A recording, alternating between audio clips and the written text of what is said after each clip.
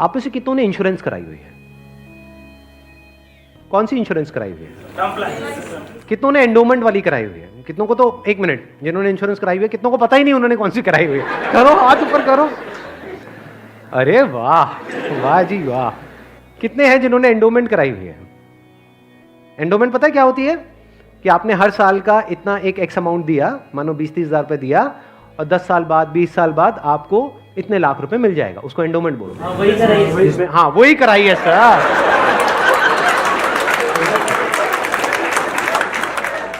क्या sir endowment पेंडोमेंट बोलते हैं? सीधी बात करो ना। इंश्योरेंस का मतलब लोग यही समझते हैं इंडिया में कि हर साल का इतना पैसा जाना है, इतना प्रीमियम जाएगा, 20,000, 30,000, 40,000, और 20 साल बाद आपको इतने लाख रुपए मिल जाएगा, मान लो 20 लाख रुपए मिल जाएगा। जो सुनने में बड़ा अट्रैक्टिव लगता है, बेवकूफों वाला स्टेप है ये। कितनों ने टर्म इंश्योरेंस कराई हुई है? हार्डली 3 या 4 या 5 लोग। कमाल जी कमाल। देख लो कितना बड़ा ब्लंडर है ये अभी आप सपने में भी नहीं सोच सकते। और ये आपको कोई नहीं बताएगा, ना कोई बैंक वाले बताएंगे, ना कोई इंश्योरेंस एजेंट बताएगा, ना आपका कोई दोस्त बताएगा, क्योंकि जब पैसा बीच में आ जाता है तो यारी दोस्ती सिर्फ नाम की होती है। दारू पी रहे हो, ओ तुम मेरा भाई है, मैं तेरे साथ में कभी कुछ गलत नहीं कर सकता, ले तू एंडोमेंट करा, ओ तू मेरे पे छोड़ दे यार। और आपको पता ही नहीं आपका कितना बुरी तरीके से कटा है। तो अब ध्यान से समझना, ये जो टर्म इंश्योरेंस है ये आपको कराने के लिए कोई नहीं बोलेगा। क्यों? क्योंकि इसमें जो इंश्योरेंस एजेंट है उसको पैसा ना के बराबर मिलेगा। जो एंडोमेंट प्लान्स होते हैं, जो यूलिप्स होते हैं, उसमें उनको अच्छा खासा कमीशन मिलता है, कुछ केसेस में 30% तक भी मिलता है।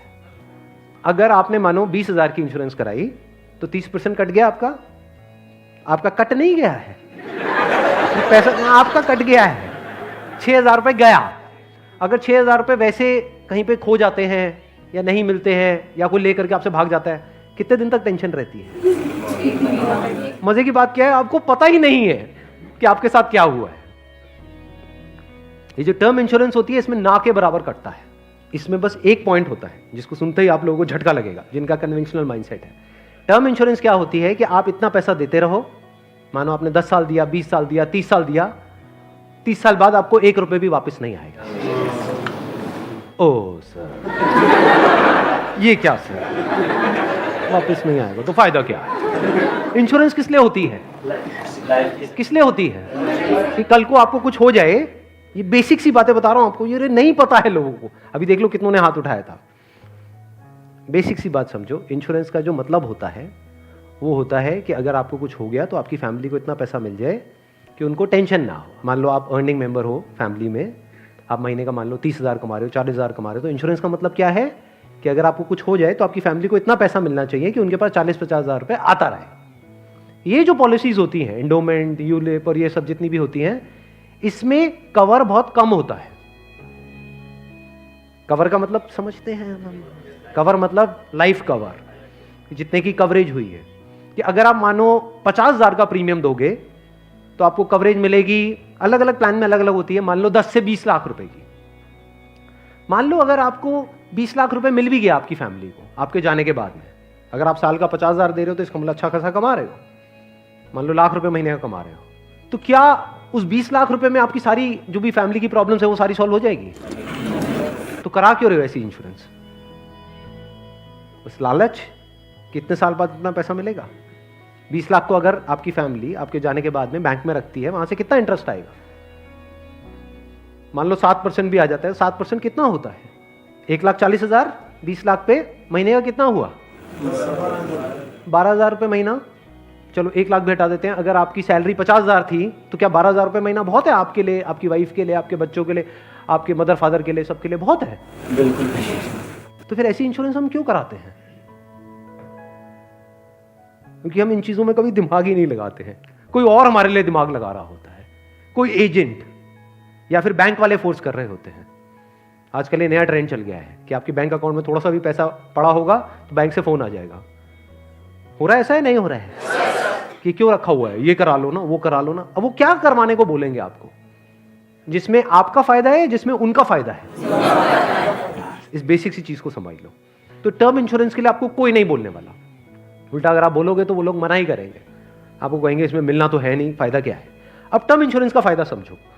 यहां पे आपने एंडोमेंट में, यूलिप में कितना दिया, 50,000 साल का, और मिला कितना, कवर कितने का है, 20 लाख का मैक्सिमम। कई कई केसेस ऐसे भी हैं जहां पे 50,000 आपने दिया और 10 लाख का कवर है, और 10 लाख रुपए कुछ भी नहीं है अगर कुछ आपको हो जाता है तो। अब वहां पर क्या है, 10,000 रुपए आप देते हो साल का, और कवर कितना है, 1 crore. 1 crore approximately, depends upon the age. But 1 crore का आपको कवर मिला, 10,000 रुपए आपने साल का दिया, 1 करोड़ अगर उन्होंने बैंक में भी रखा तो कितना आया, 60,000 महीने का। 7 लाख रुपए साल का आया, महीने का कितना हुआ, अराउंड 60,000। बहुत है। अगर आप 50,000 रुपए कमा रहे हो, बल्कि 10,000 ज्यादा दे दिए। अगर आप मैं वही बोलने ही वाला था कि अगर आप जरूरत से ज्यादा लड़ते हो घर में तो आपके घर वाले खुश होंगे। चलो एक काम तो अच्छा किया जिंदगी में। तो अगर आपका बजट 50,000 का है इंश्योरेंस कराने का, तो 10,000 आपने कराई टर्म इंश्योरेंस, बिना ये सोचे कि मेरे को वापस कितना मिलेगा, क्योंकि वापस मिलने के लिए इंश्योरेंस नहीं है, इंश्योरेंस है लाइफ कवरेज के लिए। टर्म इंश्योरेंस मतलब क्या, कि आप उतना ही पैसा दे रहे हो जितने का आपको लाइफ कवर चाहिए, सिंपल। मान लो आप लाख रुपए महीने का कमा रहे हो, तो आपको कितने की पॉलिसी चाहिए, 2 करोड़। 2 करोड़ की। 2 करोड़ के लिए कितने का प्रीमियम जाएगा साल का, 20,000 रुपए, बस। इससे ऊपर 1 रुपए भी देना इलॉजिकल है। इसको बोलते हैं पैसे को बचाना। और वैसे अगर आपको 2 करोड़ की कवर चाहिए एंडोमेंट पॉलिसी में, तो कितने का प्रीमियम देना पड़ेगा साल का, 10 से 20 लाख रुपए साल का आपको प्रीमियम देना पड़ेगा। मतलब जितना कमा रहे हो उससे ज्यादा देना पड़ेगा। समझ गए क्या हो रहा है, जो कमा रहे हो वो सारा इंश्योरेंस में ही जाएगा, तब जाकर के एक ढंग का कवर मिलेगा आपको। जब मैंने भी अपने घर में बात करी टर्म इंश्योरेंस कराने की अपनी, तो उन्होंने सबसे पहली चीज यही पूछी, मेरे जो फादर है, कि ठीक है ये तो समझ आता है कि इतना पैसा जा रहा है, 20 साल बाद कितना मिलेगा। मैं कुछ नहीं मिलेगा। मैं कहा हाँ अगर कुछ हो गया तो मिलेगा। कहता अरे नहीं नहीं बेटा ये क्या बात कर, मैं कहा इसीलिए होती है इंश्योरेंस पॉलिसी, मिलेगा। इस तरह से आप ज्यादा से ज्यादा कवर ले सकते हैं। Health insurance sir, health insurance is must, आज के टाइम में बहुत जरूरी है। नहीं तो होगा क्या, आपने पैसा बचाया, मान लो बहुत एफर्ट किया, बहुत मेहनत करी, पता नहीं क्या क्या करा, और एक एक्स अमाउंट आपने बचा भी लिया, 10 साल 20 साल काम करके मान लो 10-20 लाख रुपए आपने बचा लिया, किसी तरीके से सेव कर लिया, और अगर कोई बीमारी हो गई तो कितनी देर लगेगी उस पैसे को खत्म होने में, हफ्ता 10 दिन 15 दिन। कितने लोग प्रैक्टिकली मेरी इस बात से रिलेट कर पा रहे हैं, सब कर पा रहे हैं, और कितनों ने हेल्थ इंश्योरेंस कराई हुई है, रिलेट सारे कर पा रहे हैं, लेकिन हार्डली आधे लोग ऐसे हैं जिन्होंने एक्चुअल में अपनी हेल्थ इंश्योरेंस कराई हुई है। और हेल्थ इंश्योरेंस भी मुझे लग रहा है ज्यादातर ने तो नाम के लिए करा रखी होगी। कितना कवर है, क्योंकि अगर आप कवर ज्यादा भी लेते हो तो प्रीमियम आपको बहुत ज्यादा नहीं देना पड़ता है, मार्जिनली एक्स्ट्रा होता है, उसमें आपकी पूरी फैमिली कवर हो जाती है। मतलब आप, आपकी वाइफ, आपके बच्चे सारे कवर हो जाते हैं। इसको आप हेल्थ इंश्योरेंस कहो, मेडिकल इंश्योरेंस कहो, मस्ट है ये होनी ही चाहिए। ज्यादातर ऐसे केसेस में क्या होता है, जिन्होंने कोई हेल्थ इंश्योरेंस अपनी नहीं कराई होती है, क्योंकि अब छोड़ तो सकते नहीं उस पर्सन को जो हमारे साथ में है, या खुद अगर कुछ हो गया तो अब अपने आप को ये तो नहीं कह सकते कि हाँ मरते हैं। तो ऐसे में क्या होता है, एक तो सेविंग्स आपकी खत्म होती है बड़ी तेजी से, दूसरा क्या खत्म होता है, और क्या होता है, लोन लेना पड़ेगा, उधार लेना पड़ेगा। उस उधार को चुकाने का मतलब क्या है, कि आप कभी जिंदगी में दोबारा सेव कर ही नहीं सकते। समझ रहे हो ये प्रॉब्लम कितनी बड़ी है और कितनी कॉम्प्लिकेटेड है ये, कि मतलब जिंदगी में कभी आप पैसा जोड़ ही नहीं पाओगे, क्योंकि जो कमाओगे अब वो सारा उधार चुकाने में लगता रहेगा। या तो आप लोन लोगे बैंक से, या अपने किसी दोस्तों से, यहां से वहां से, जिससे भी लोगे, और नहीं दोगे उनको वापस तो दोस्ती खराब करोगे। और एक और जब बात यहां तक आई है तो एक और चीज, एक और गलती हम करते हैं, we want to make quick money, उससे हमेशा बच करके रहो। जहां भी क्विक मनी की बात हो रही हो, भैया इतना पैसा लगा दो, इतने टाइम में इतना पैसा मिल जाएगा, ये हो जाएगा वो हो जाएगा, वहां से भाग जाओ, उल्टे हो जाओ और भाग जाओ वहां से, रुकना मत गलती से भी। ऐसी बहुत सारी स्कीम्स चल रही हैं मार्केट में, अनलिमिटेड, और करोड़ों लोगों ने अपने पैसे गंवाए हैं इन चक्करों में। अब आते हैं एक दूसरे एस्पेक्ट पे, कि चलो हमने स्मार्टली पैसे को जोड़ा, कब जोड़ा? जब फालतू की जगह पे हमने पैसे को ब्लॉक नहीं किया। जैसे अगर आपने कोई एंडोमेंट प्लान ले लिया इंश्योरेंस का, जहां पे आपका साल का 50,000 रुपये जा रहा है, तो 50,000 रुपये तो आपका ब्लॉक हो गया अगले 20 साल के लिए। समझ गए ना? तो हमने वहां पे स्मार्टली प्ले किया, टर्म इंश्योरेंस कराई, वहां से पैसा बचाया। तो अभी जो पैसा बचा, इसका हम क्या करें? क्या सेविंग अकाउंट्स में पड़ा रहने दें? No use. वो आपका पैसा बढ़ नहीं रहा है, एक्चुअल में कम हो रहा है। वहां पे जो आपके पैसे पड़े हुए हैं वो 10 साल बाद और कम हो जाएगी उसकी वैल्यू। तो करना क्या चाहिए? इतना पैसा जितना आपको लगता है कि यार मेरे को इमीडिएटली जरूरत पड़ सकती है, वो कितना है? जितना आपके महीने के खर्चे हैं, इंटू 6 कर दो। वो पैसा है जो आपको कभी भी जरूरत पड़ सकती है।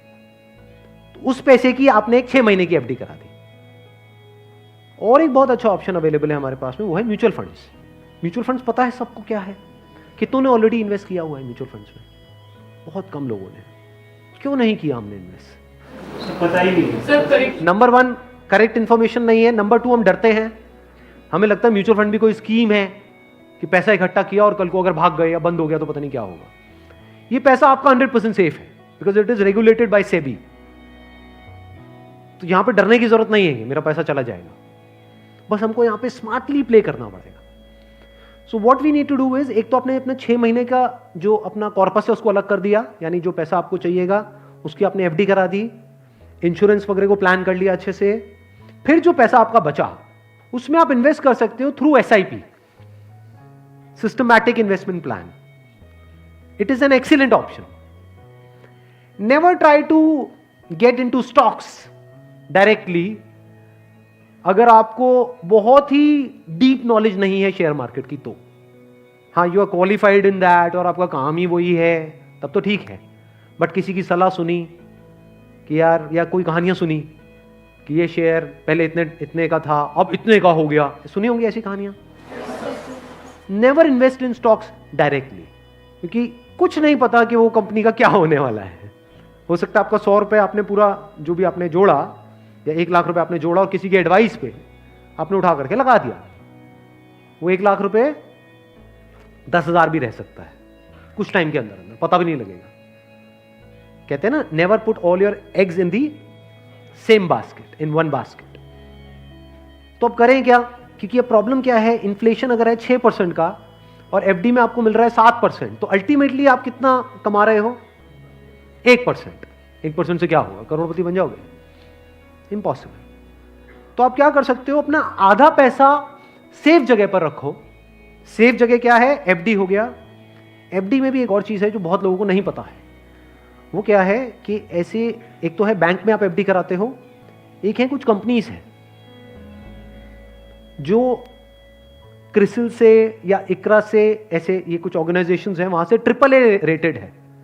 AAA रेटेड का मतलब होता है highly secure, as secure as a bank.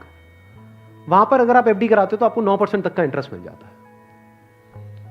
ये जो सुनने में लगता है ना 7% और 9%, ये अभी छोटा लगता है, लेकिन आने वाले 20 साल बाद इसकी कितनी बड़ी अमाउंट होती है अगर आप कंपाउंडिंग को बीच में ले आओ, that you can't even think in the wildest of your dreams.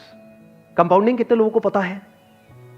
बहुत कम को। देखो, कंपाउंडिंग मतलब होता है जो हमको इंटरेस्ट मिलता है हमारे पैसे पे, जहां भी हम इन्वेस्ट करते हैं उस इंटरेस्ट पे भी तो इंटरेस्ट मिलता है ना। मान लो आपने 100 रुपए इन्वेस्ट किया, 1 साल बाद 20% की रिटर्न आई, तो अगले साल 120 पे 20% मिलेगा। कितना हो गया? 144। उसके अगले साल 144 पे 20% मिलेगा, 100 पे नहीं मिलेगा।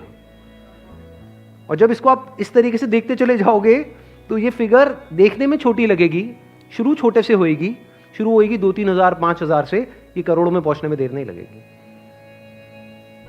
मतलब हर महीने का मैं कंजर्वेटिव भी पकड़ता हूं, अगर 2-3 हजार रुपए भी हम सेव करते हैं, उसको स्मार्टली इन्वेस्ट करते हैं, इतना सा सीख जाते हैं, तो बहुत बड़ा डिफरेंस आ जाएगा हमारी लाइफ में आने वाले कुछ साल बाद।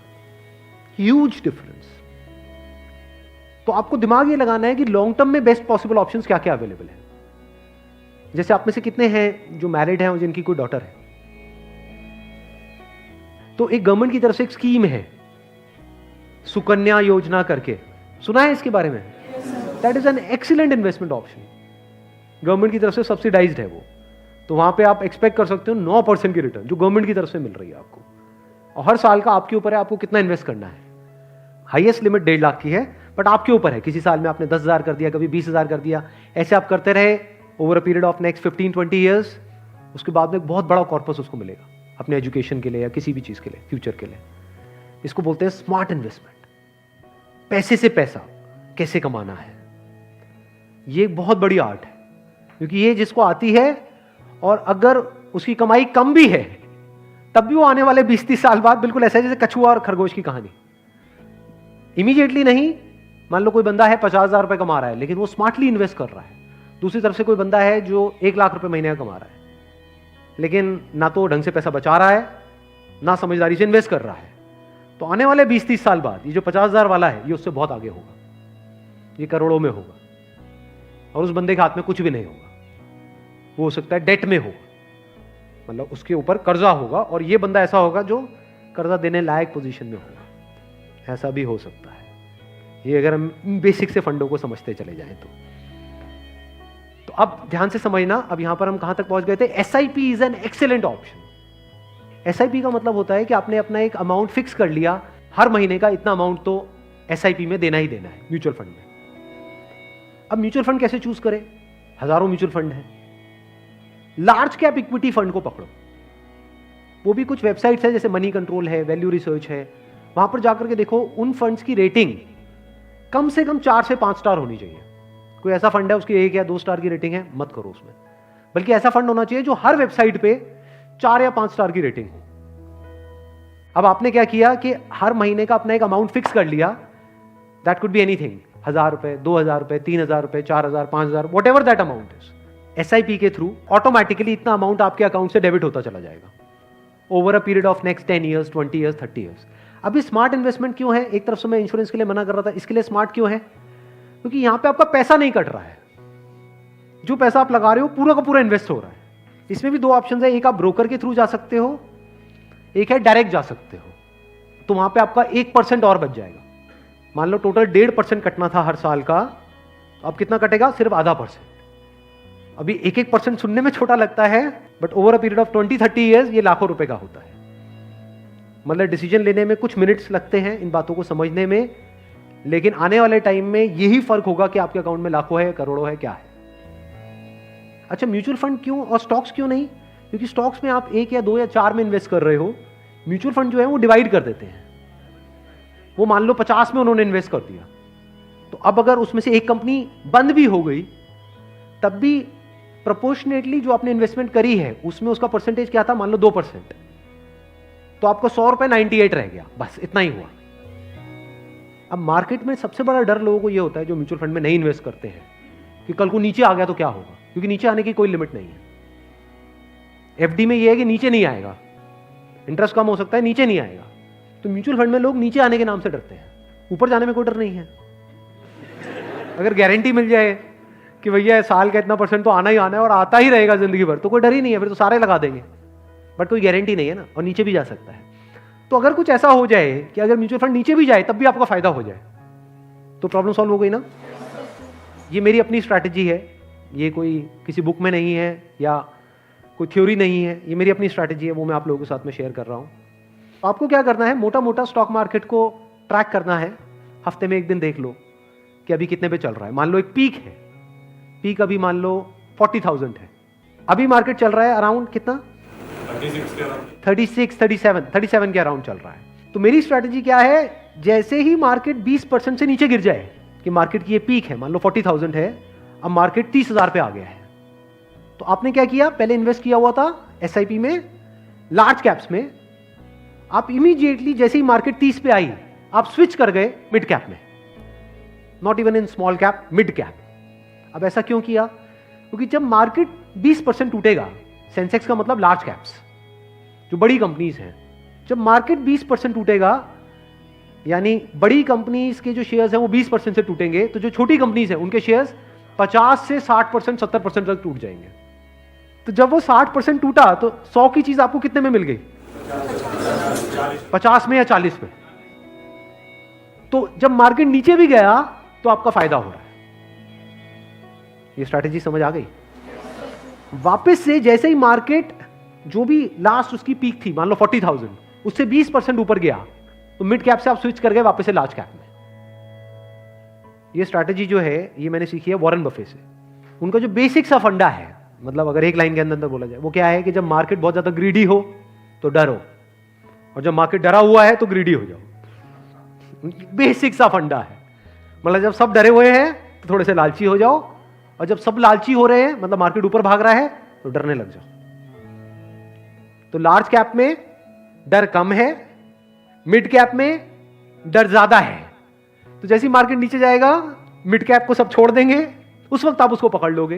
तो अब चाहे मार्केट ऊपर उठे तब भी आपका फायदा है, नीचे गिरे तब भी आपका फायदा है। आप वेट कर रहे हो, मैं आज एक्चुअल में वेट कर रहा हूं। लोग हैं डरते हैं, जो म्यूचुअल फंड में इन्वेस्ट करते हैं, स्टॉक्स में इन्वेस्ट करते हैं, लोग डरते हैं कि मार्केट नीचे ना आ जाए, मार्केट ऊपर जाए। मैं वेट कर रहा हूं, जाए तो सही नीचे। समझ गए? क्योंकि लार्ज कैप टूटेगा 20%, तो मिड कैप टूट जाएगा 60%। तो मेरा 100 रुपए लगा हुआ था तो 80 रह जाएगा, उस 80 को उठा करके मैं मिड कैप में डाल दूंगा। फिर आराम से बैठ जाऊंगा कुछ सालों के लिए। जैसे ही मार्केट ऊपर जाएगा, मतलब लोग लालच से तड़प रहे हैं, तब जैसे ही 20% ऊपर गया, मान लो 48,000 पे गया, मिड कैप से हट करके मैं आ जाऊंगा लार्ज कैप में, वापस से सेफ हो गया। अब जो नया पीक बन गया वो क्या बन गया? 48,000। आज की रेट में क्या है? 40,000। अब 48,000 पे 2020 चलेगा। आ गया गेम समझ में? तो यहां से आप पीसफुल हो, नहीं तो लोग डरे ही रहते हैं। म्यूचुअल फंड के नाम से डरते हैं। क्यों डरते हैं? अरे कम हो रहा है, कम हो रहा है, कम हो रहा है। कम हो रहा है तो बढ़िया है, तब भी आपका फायदा है, और बढ़ रहा है तो फायदा है ही है।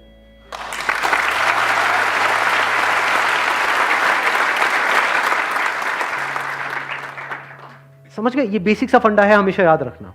मतलब मासिस की जो साइकी है उससे आप कुछ अलग करोगे तभी आपके साथ कुछ अलग होगा, नहीं तो पूरी मार्केट रो रही होगी, आप भी बैठ करके रो रहे होंगे। अरे टूट गया, टूट गया, टूट गया, टूट गया, अरे गिर गया, गिर गया, गिर गया, गिर गया, मैं बर्बाद हो गया, मैं बर्बाद। बर्बादी में भी आपका जश्न होगा अगर इस तरह से आप समझ पा रहे हो तो। Thank you so much.